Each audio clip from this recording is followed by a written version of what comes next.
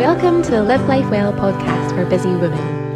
As a busy mum myself, I totally get it. It can be really challenging to take time out to look after ourselves. And there's so much noise out there in the wellbeing space. So take this time out for you to get some really simple takeaways from me and my amazing guests on how to really take care of yourself, mind, body and soul. Because when women thrive, the world is a better place. Let's jump in. Hi everyone and welcome to this episode of the Live Life Well podcast for busy women. And I know there's a lot going on at the moment in the world around us, and I really hope this is a bit of an escape for you if you're listening, just to think about how you can take care of yourselves in these times, because I really believe that the healthier that we are as women, the better place the world is. The healthier that we are and the more we take care of ourselves, the more we can thrive and take care of others. So be encouraged, know that you are worth taking care of, and I'm really glad you're here. So I am delighted to be introducing this week's guest. Today we have Lucy Ascham joining us. And Lucy, you are a body and soul energy expert. So we can't wait to get into that. We love all things mind, body and soul health in the Live Life Well community. And you help people to have better movement, better posture and better energies, which all sounds wonderful. So please say hi, Lucy. Tell us who you are, what you do, and how do you sort of bring those things together? Hello, Jo, and hello, everybody. It's really great to be here. So yes, I share a few different ways of sort of restoring our unity. You know, and it's interesting how we have these different words that say mind and body and soul as if they're somehow separate things. But to me, they're very much all one and the same, indivisible, united, our whole self. And so, that's what I'm working towards in different ways. People come to me sometimes because they've got a sore neck or because there's something that just seems to be blocking them in their life. And it may be about family dynamics or some goal or dream that, isn't happening, and they want to try and kind of get to the root cause of it. But more and more people are coming because actually their brain hurts, and they're giving themselves quite a hard time. And they're not quite sure where to turn or what to do about it. So I'm offering a kind ear and a trained ear. So I'm not a therapist as such, but what I do is definitely therapeutic. And, my desire is to really help people know that they actually do make sense, that they're not broken, and that there is hope. Yeah. Yes, I love that word hope. It feels like a lot of things going on at the moment feel a bit hopeless, but there is hope. And I love that you can give people that gift to have hope when they're feeling stuck or overwhelmed, and that you bring that holistic approach, which is so important. And I totally agree with what you say about the connection between our mind, body, soul health. You can't separate, and each area kind of affects the other, doesn't it? So you could be healthy in one area, but if you're not in another, it's going to impact your whole way of being, isn't it? So it sounds like the work you do is absolutely fascinating and really important too. So I am glad you're doing that. So I love to ask my friends and my guests, what does living life well mean to you? I love hearing everyone's different answers. So tell us what it means to you, Lucy. Yeah, I think it means something around, being present with our reality. So something about saying yes and agreeing to life as it is, having made peace with the past as best we can, and also, looking forward to the future in some ways. So, unfortunately, I don't have a magic wand. I'd love to be able to, heal and cure and do those kind of big picture things. But sometimes it is more about just saying, yeah, this is the body I've got. This is the shape and size and conditions that I'm living with. What can I do to be the best within that framework? So some people, even with quite chronic, diseases or illness or injuries, they can still live really well and healthily because they're living in accordance with who they are and doing what they can to, improve their lot or to live in a way that they're not at war with themselves. So that inner harmony can be an important aspect of it as well. And maybe a bit of acceptance in there of your situation, but what can you control and how can you move forward? So I love that you mentioned sort of being present Mm-hmm. peace with your past, and sort of having hope for the future. And I think those three things are real keys to our well-being, aren't they? But not always easily achieved. And I think sometimes we do need a bit of help on that journey sometimes, just to sit with someone who can hold all of those things and help us move forward. So again, it's great that you're in that space with people. Yeah, Fantastic. So yeah, I think there are real keys that you've mentioned. I love those things that you've highlighted. thank you. So I heard you speaking recently at a networking presentation, Lucy, and you mentioned this idea of healing our brains. And I just love that. I love the idea of that. Like, how do we heal our brains? But I guess, first of all, we have to sort of start with, why do we need to heal our brains, and how do they get kind of broken? I mean, I don't like to think of us as being broken. I like to think of us as being whole and becoming wholer. But also we have, like you say, pasts and traumas and injuries and things from our upbringing, and these things can, I guess, do some damage. So yeah, tell us why you think there's a need for us to heal our brains. Where does that kind of start?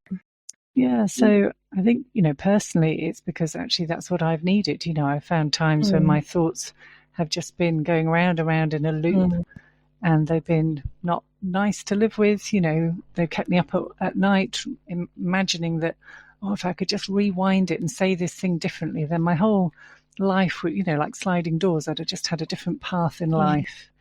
I'm finding myself in really desperate situations where, I was a music student and I had terrible stage fright.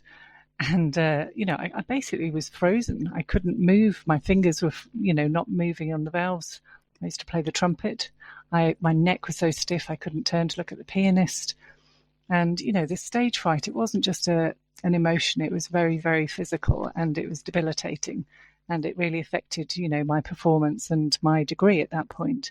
So, I come to this work because I found things that have really helped me along the way. And that, these are some of the things I really love and have found lasting benefit from, and therefore I want to share them with other people. So I'm really coming, as one of those wounded healers, if you like, who's kind of going, yeah, I really needed this stuff, and this is what has worked for me.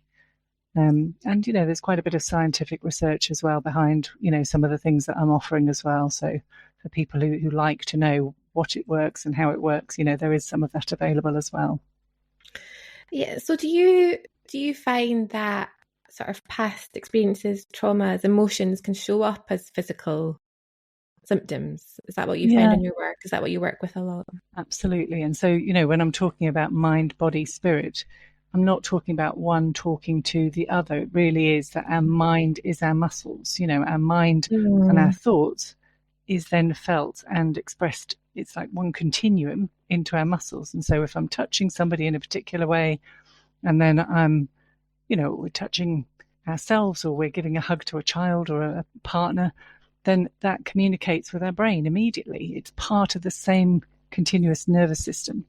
So all the things that we've experienced in our lives will have left an impression in our brain. And if we've been well supported and we've been well met by resourced adults, and they've been supported, then actually all sorts of things can happen, but we're not damaged by them.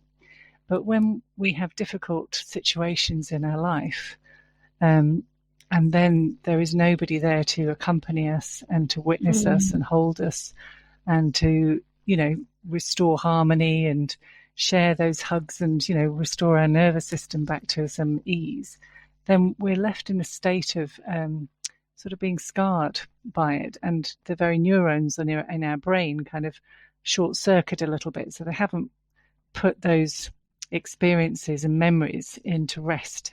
So instead, they're kind of like jagged edges that just kind of we keep on tripping up on and re-stimulating again and again. So in a way, it's not so much what happened to us. Sometimes the trauma we tend to think of like one of these huge life events, like people, in war-torn countries or natural disasters. And of course, those can be really huge and, life impacting. But if there are people around who come and sort of say, wow, there was this really huge thing, and of course you'll feel scared, and of course you were worried, and of course and all those bits of understanding, and they've actually kind of scooped us up either physically or metaphorically, with some care and warmth and curiosity, then our brain is actually going to recover from that much more readily than somebody who is given a sort of nasty comment or a sort of sharp look by a teacher in a classroom, for example.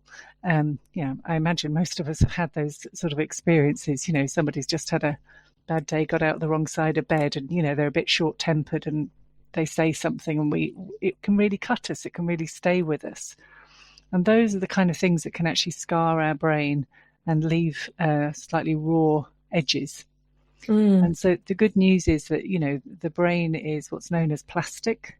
So it means that actually it can heal, and that can happen at any age. So we're never too old for things to actually change and heal and repair. So I find that very hopeful, knowing that the science is there that say brains can always change. Yes, and that is good news. And I love that we can share good news here, and that, again, there is hope. And it's almost like you're creating safe space for people to sort out their thoughts, isn't to process the thoughts that were too painful to deal with by themselves. But when we hold each other and give ourselves that space, it allows our brains to then sort memories and put them in their correct place. Right? Yeah. And because when we don't, that's what causes the disconnection, isn't it, between our mind and body? It's almost too painful to connect the two.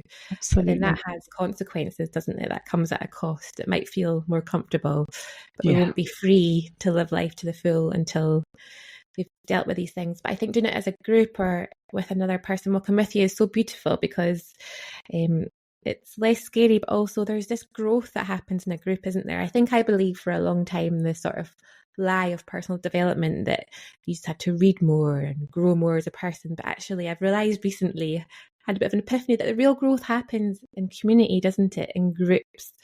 And tell us a little bit about the group work that you do, Lucy, because it's really fascinating. Your family constellation work, is that kind of what the aim of that is, to hold that space for people to be able to sort out those memories and emotions? Yeah, absolutely. So I think, you're right in terms of groups. So, back in the day, there would have been a tribe around us. There would have been an extended family who we would have lived in and amongst and next door to and shared the fire with.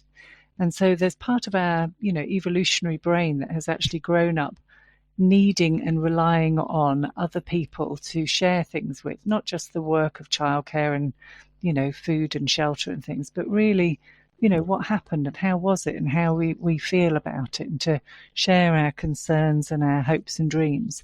And I think, a lot of us have lost that, living in little houses on our own or just with a nuclear family, and we don't necessarily have our nearest and dearest next door or down the street.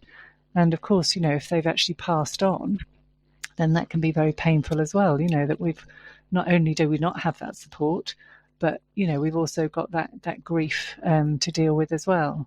So one of the things that we need is actually, part of the healing process is that we need some emotions need that we are witnessed in it. So shame, for example, we need to sometimes air some of those things and shine a light on things, because without that, we're kind of keeping things in the shadows, we're keeping them to ourselves, and it kind of reinforces the fact that maybe there is something wrong with us because we have to keep it to ourselves, So in terms of if we can share something, if we find somebody who's a good confidant or a friend or a therapist or somebody where you know that they're not going to blab, they're not going to go and tell anybody else, but you're safe to share that thing, then actually that changes our experience of it as well. And our brains often suffer when we are left in a state of alarm and alone with it on our own. So your experience of, well, how do I sort this out? Is it about learning more, reading more, doing more on my own? It can be that, genuinely as human beings, we just need other human beings to be around us, to see us in our difficulties, to acknowledge that. So it's not about fixing it and making it all right or trying to look for the positives and things. Those can work, but the things that they've actually noticed really do work are about seeing ourselves as part of a bigger pattern. So this is where the family constellations work comes in. And so a lot of our sort of talking therapies might look at us as an individual and how we're coping with whatever it is we're doing. And we might understand it in the context of our immediate family members. Family constellations looks at it in the widest possible context. So yes, it's about the family that we know and grew up with. It may be about the ones we didn't know. So maybe a father who didn't live with us or gave his sperm in some way, but actually, we had no contact with them. But equally, there are things that happen in terms of illnesses and life events and countries and migration and war and government and societal, cultural impact and religion. There are different layers. There are many different elements that will have actually contributed to our experience. So it's not just what happened to Lucy or Joe, it's what conditions were there in the family, what traumas or difficulties someone else is already carrying, what griefs are they carrying that haven't been healed or resolved in some way. And some of those things, because if you imagine, people who are living in a war-torn country at the moment, unfortunately we're seeing a lot of that at the moment. And, people are in survival mode. Of course they are. But so many people all in survival mode all at the same time. There isn't anybody really with capacity to sit down and really help people to sift through their emotional shock and trauma and discomfort and anxiety and overwhelm. So it can sometimes be that it's not even the next generation, but the one after that then kind of have survived. They've kind of got through, they've managed to pass life on. And then, it's like, oh, now I'm living a bit more comfortably, but the sensations, the emotions carrying in my body, they might not even really belong to me, but I'm the one who, in my family system, is now ready to do something about it because actually I've got enough safety and enough other elements around me that I can do the emotional work. Does that make sense? That makes so much sense. Thinking about maybe our parents' generation and their parents, I guess my grandparents' generation were known as the sort of generation that don't talk about your feelings, just get on with it, brush under the carpet. But when you think what they lived through, going through the Second World War, that's totally understandable. And then our parents grew up in that environment. And I do notice with me and my friends and my circles, we are more of a generation which talk about our feelings, who are, are on a journey to educate ourselves about these things. So that makes so much sense. And it's really exciting, I think, too, that we can sort of break that generational pattern, but also have compassion for the previous generations of what they lived through and that they just had to survive. So they had less emotional capacity. So that makes so much sense. That's really interesting to think about. And then, in the constellation work, either if I'm working one-to-one with people, I might use figures or sort of stick drawings on Zoom. But if I can, I work with a group of people, and you might have people standing in for a parent or a soldier or, the Second World War, for example.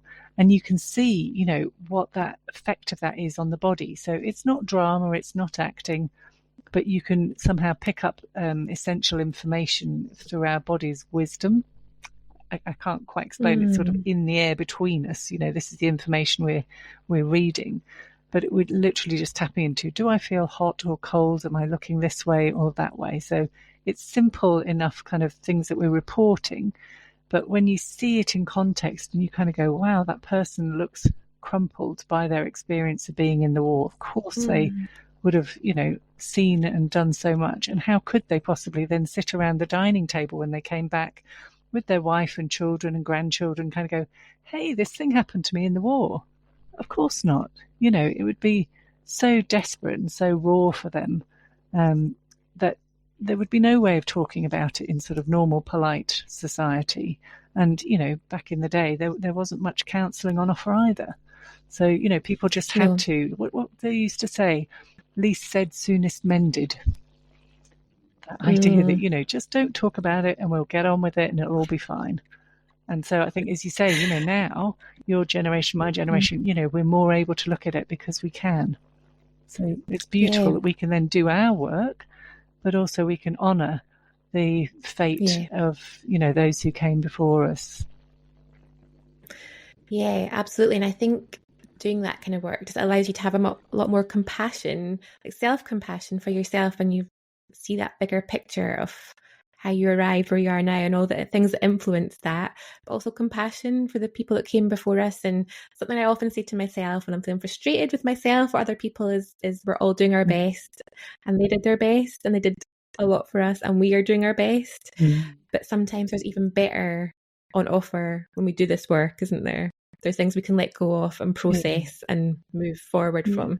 But I love that you talk to yourself and you're kind of reassuring yourself and you're saying, yeah, you're doing your best, and they were doing their best. So there's understanding and compassion for yourself, but also for the other people. And it's not to diminish or minimize, the impact of those difficulties or those lacks or, those hurts or wounds. But, without adding the blame to it, because that comes from more of the sort of left side of our brain, the more, the practical kind of side of our brain.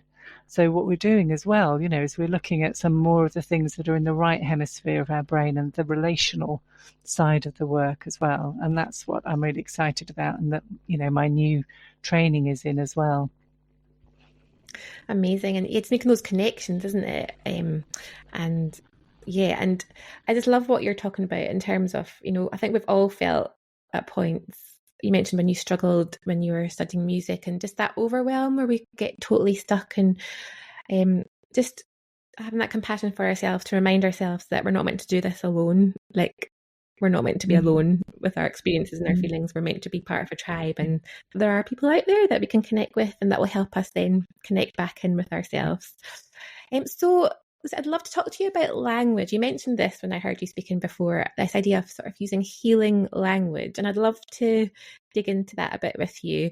Can you tell us more about what that means and how the language we use maybe for ourselves and others can help our brains to heal? Thank you. I'd love to. So, we all maybe heard when we were at school, sticks and stones will hurt your bones, but words will never harm you. And I don't know about you, but I always thought, well, that's rubbish, because I know that when so-and-so said something to me, it really hurt. And so it's an interesting one that, somehow in our culture, there's been this denial, and it probably does come from the war generations who just had to have that stiff upper lip and just get on with it. And that's a fact, it's not a criticism at all. And so in terms of, acknowledging that words can hurt us, the good news is that, words can heal us as well. And one of my teachers who I've been working with for a long time in America, she's called Sarah Payton, and she does do family constellations as well. But she is an extraordinary woman with an amazing brain, and she's a neuroscience educator. So she actually reads, quite a lot of these, in-depth research papers all about, how it is for the brain to actually heal from trauma, PTSD, all sorts of mental conditions as well. And so what she has discovered, for her own healing and working with clients over a number of years, of which I'm one, is that there are certain ingredients, if you like, that actually help us to heal. So she's kind of got more of a list, if you like, or a set of ingredients, that's saying, well, here are the 9 things that she's found are actually the most useful. And so it's not her personally kind of going, this is what she's read it, and she's, researched it, and she's pieced it all together, and then she's applied it with her clients like in a laboratory. So I've been one of her guinea pigs over the years, because I was very fortunate to find her in the early days when she was, supporting a few people, and then she's developed over time. So it's now called resonant healing language. This is her own modality, I suppose, that she has developed and that is emerging as we speak. There's the 3rd cohort of students who are going to be trained up in that starting in January, and I'm going to be on that training course, so super excited about that. Great.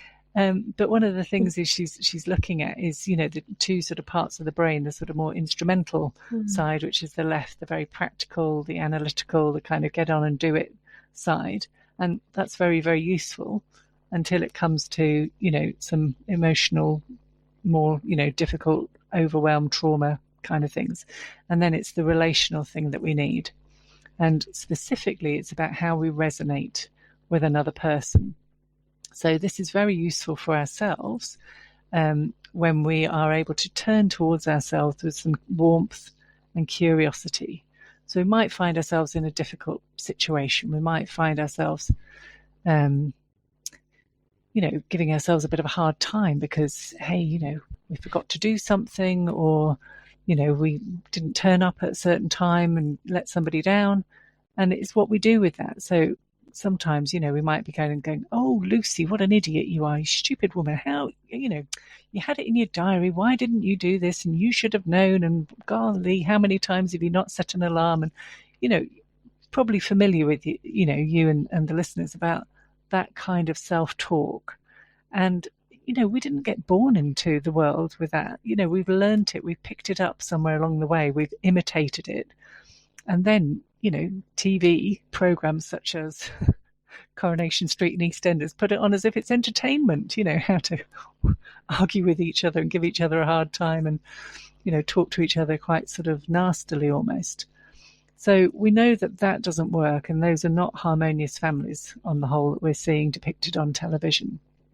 And so what Sarah Peyton has discovered is actually the things that can help us is about this resonance. So she plays the cello, so she often uses this example of you have two cellos in the same room, you pluck the strings or move the bow over the strings of one instrument, and the other one sitting in the corner, those strings will start to vibrate and resonate. And so it's the same with us human beings and our nervous system, so that if you're sharing something and it's a bit tender and you're feeling a bit sad, there's part of me that will resonate with that if I allow myself to tune into you and allow myself to be moved by what I'm experiencing and what you're sharing. And that's why, when we watch a sad movie, for example, we might find tears in our own eyes because we've resonated with the story, we've empathized with it, we've, we can relate to it. So I think I'm not so familiar with kind of normal therapy, talking therapies, but I believe that, the therapists would very much keep themselves and their thoughts and feelings to themselves and be there as a kind of blank slate to receive and, to question and probe and, get curious about the client in front of them. This resonant healing language is different because you bring yourself in. So not in terms of, oh, yeah, the same thing happened to me, oh, yes, I'm terrible, I'm just like you. It's not colluding, or we're not sympathizing, saying, oh, there, I'm sure it wasn't so bad, that's all right, don't you worry, I'm sure you can sort it out. These things are nice, these things are kind of normal and part of our culture, and that's good, when people can say these kind of kind words. But it's not necessarily what's going to heal the brain and stop it from going around and around in the loop and from having these raw, jagged edges. Yeah. That is so interesting, and it's just making me think further about that idea of being in community, and like we don't become wounded and hurt in isolation, and it's like we have to also heal in community. We can't heal in isolation, and there's such a beautiful aspect of that is that we need each other to be healthy. Like as much as we need to be connected to ourselves in terms of our mind, body, soul health, we also need to be connected to each other in safe, positive spaces to be the healthiest versions of ourselves. So that sounds like really beautiful work. Yeah, absolutely. And, I think sometimes when we haven't felt safe and we haven't felt, been heard or welcomed, then, we make little pacts with ourselves, and they might be unconscious kind of contracts, which say, I'm not going to cry in front of somebody else. I'm never going to say I'm sorry. I'm never going to ask for what I really need and want because I might be disappointed. And then that stifles some of our growth and, who we are becoming. And so, using this kind of language where we can, really meet ourselves and acknowledge what is going on, So in this example I was just giving about, having missed an appointment or written something down in the wrong time, it's like, of course, Lucy, busy lives. Of course you missed it. You thought it was one thing, you didn't check. There it is, it's another thing. And so instead of giving myself a hard time and then adding to this distress or this, tightness, it's like, oh, my body, I can meet my body and say, oh, is your chest really fluttering, and does it feel tight with anxiety? And would it be really sweet if somebody understood, just how much you long for connection and how reliability is important to you? So can you hear I'm using some of the ingredients of this language, but it's a very different way to kind of turn to ourselves and not just say, there, you'll be fine. Or, it's kind of, there's a different juiciness to it. That sounds so interesting. And I'm just thinking in terms of our listeners, like obviously we all want to follow this journey you're on and hear more about this work that you're getting trained up to do. And I'd really encourage you to come and talk to you. But in the meantime, if we are struggling with those kind of ruminating thoughts that you mentioned, that kind of negative self-talk, we're stuck in sort of shame cycles. What are some things we can just start to do? I'm hearing some of the things we talked about are practicing compassion for ourselves and others, being around others who will hold us and be there and listen, even if they're not trained in the skills that you're bringing.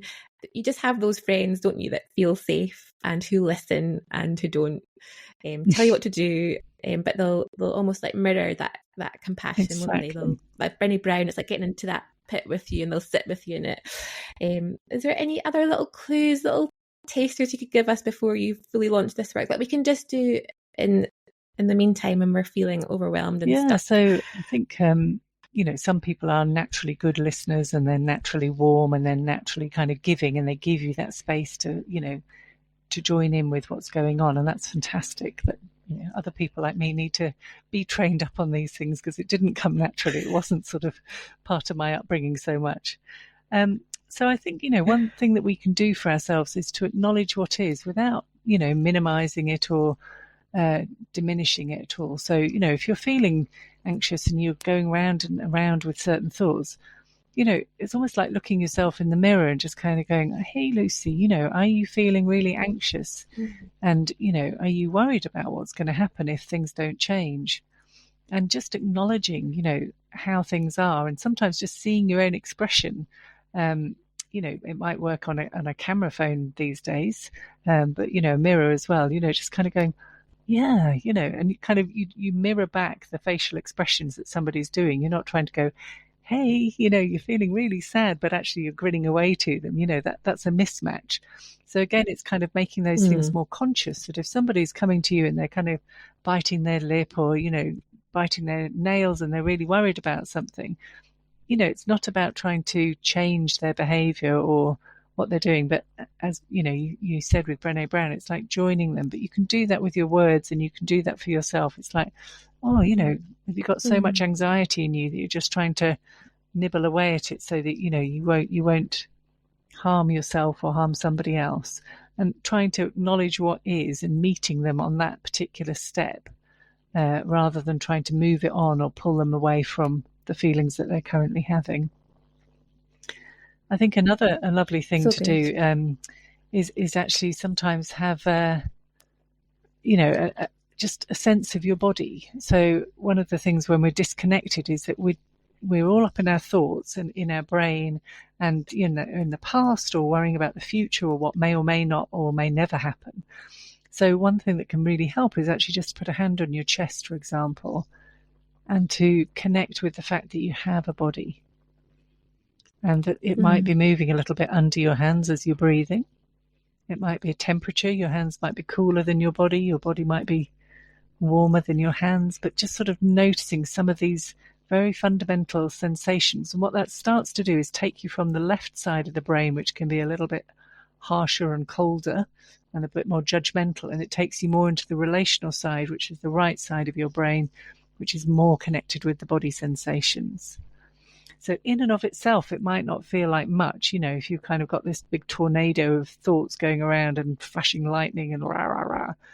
It might not feel much to just kind of go, oh, here I am, I'm a soft mammal, and I'm just this size and this shape, and this is all I can do right now is lie down on the sofa and read a book. But it's acknowledging that is within your capacity at the moment, and anything else is beyond your capacity. And that acknowledgement of what is super important. That's so good. And I was just thinking as you were talking about Maslow's hierarchy of needs and how safety is such a fundamental human need. And I think a lot of us just don't feel safe right now, whether it's with the news or with, yeah, just the high levels of stress, that fight or flight response that we're constantly in because of how modern life is. But if we don't feel safe, we can't then move on to things like you mentioned, like dreaming and hoping and that sort of self-actualization sort of thing. So I think, like you were saying, to have that check-in to see how you're feeling and give yourself that little bit of comfort and reassurance, just so you can start to be in your body and then move on to doing the things that we're called to do, rather than being stuck in that feeling of fight or flight. And that's so good to think about. And so it sounds like some of the keys are just that feeling of safety, noticing that, and then the compassion and connection are what we need. We need safety, compassion, and connection to feel safe, and then to go beyond that to move into up that sort of hierarchy. So that's so good to think about, and just check in with how we're feeling regularly, and check in with others too. Like practice, we can practice this, can't we, with our friends? We can practice being that, sharing that language, where we're showing them that we're listening and that we're with them and they're not alone. And then as we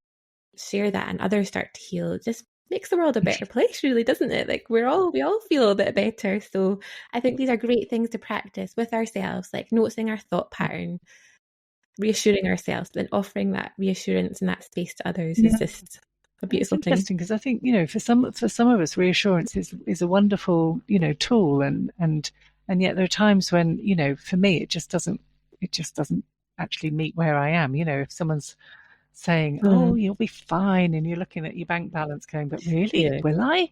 How?" It's like, somebody kind of trying to soothe you and sort of, calm things down. Again, some people really find that helpful. So it's not for me to say, do or don't do that, but to just be aware that sometimes that may be adding some part to what's other person's experience, because we're uncomfortable seeing our friends or family upset. And so it's almost about us trying to soothe ourselves by kind of going, "Oh, don't keep showing me that sort of sad face, because, I can't deal with you being sad because I've just got a lot on at the moment." So actually, if you just kind of say, "Yeah, you're feeling sad. Yeah, you're worried about money. Of course you are, wait a breath, join them on that breath." And then you might say, "Do you want to problem solve it? Do you want to, put our heads together and see what we might do about it?" And just see whether they say, "Yes, I'm in that space. Yeah, that would be really helpful. Thank you."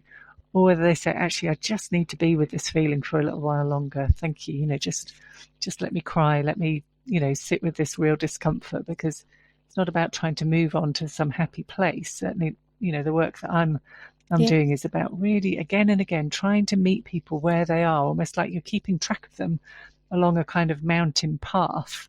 And yes, you kind of got an idea about where they might be heading to a sort of safer plateau or something, but it's like, yeah, your left foot's on a bit of a, edge there, and your right foot's on that bit there. So can you see your right hand is also up there, and you're kind of tracking them and keeping aware of, "Oh, you're feeling really scared at the moment. Okay, yeah, of course you're scared. You're partway up a mountain, you've got a bit of, rock missing under your left foot." Do you see what I mean? It's a different way of being with them, rather than trying to make it all better and jolly and moving on. It's really sticking with where they are. And instead of that being something that's going to keep them stuck, interestingly enough, because it can be very embodied, it then helps the brain calm down and kind of goes, "Oh, someone's understood me. I don't have to keep on forcing or knocking on the door or kind of saying, 'Yeah, but I need this bit understood,' because they've met me where I am. Okay, thank you. And now I've got the wherewithal to sort of move on myself." Yeah. So Yeah, that really makes sense, because we often like to fix people, don't we? Like to be fixers, or we like how people to meet our needs. So if they're struggling, that doesn't meet the needs that we have from them, but actually just sitting with them in it can be really powerful. So that's really good. Amazing. Well, I've loved chatting about all of this. I've had some real light bulb moments from our conversation, and I'm sure the people listening will have too. And I'm sure, like me, people will want to follow along with you on the journey that you're on, learning about this healing language, but also all the amazing work that you already do, the family constellations, Alexander technique. So please tell us, Lucy, I know you're based in Sheffield, but you do work online too, don't you? So what's the best way for people to stay in touch? Where can we find you? Thank you. So it's Lucy Ascham, which is interesting spelling with an ASCHAM for mother, .com. So that's my website. But also, it's Lucy Ascham on all of the social media as well. So come and say hello or like any, comment if you will.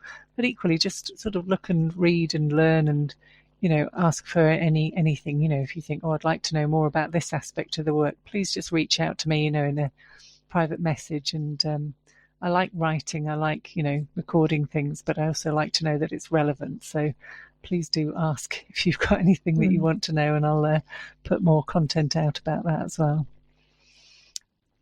Amazing. Well, that's a really kind and generous offer. So make sure you take Lucy up on that. It's been so good to talk, Lucy. But obviously all this conversation about healing our brains is great. But what we really want to know, like the real juice is, what would you choose to have for your last meal on earth? That's, give us the lowdown. I've been thinking about this. I actually really like salad. So I like green salad. I like salad with fruit in. I like salad with nuts, things like that. But that would be a starter because I like to eat well. So I would then have a dal of some sort. I like a really simple kind of red or yellow dal with some spinach in it, maybe some brown rice, veggies on the side. And then pudding is genuinely, at this house, it genuinely is sort of fruit salad for pudding. But then I might sneak in a little mini vegan magnum. So that would be my ideal ideal meal, actually. So healthy. Even if it's your last meal, you'd still be, enjoying those healthy choices. I'm slightly put to shame, but also inspired by those choices. And I've been thinking about dals, actually. I've been kind of craving one. They're just the perfect kind of autumn, winter, healthy comfort food. They're really simple to make, I think. And, for some reason, I can just eat it again and again. I never seem to get tired of it all. So, bring it on. Yeah, you've inspired me. I'm going to make one this weekend. That's it. I'm doing it. Lovely. Enjoy. I've loved our conversation, Lucy. Thank you so much for your time today. I know the listeners will have got loads of value from that, and you've shared that invitation to keep having that conversation. So thank you for being with us today. And what a pleasure. Thank you very much for the conversation, Jo. Thank you so much for listening today. Remember, you can subscribe and share this episode with someone that you think might find it helpful. I'd love to stay in touch. You can find me over on Instagram at Jo Live Life Well, or at livelifewellness.co.uk, where you can find all the details of my coaching courses, workshops and retreats. Remember to keep looking after you, because you are precious and worthy of feeling amazing. See you all soon.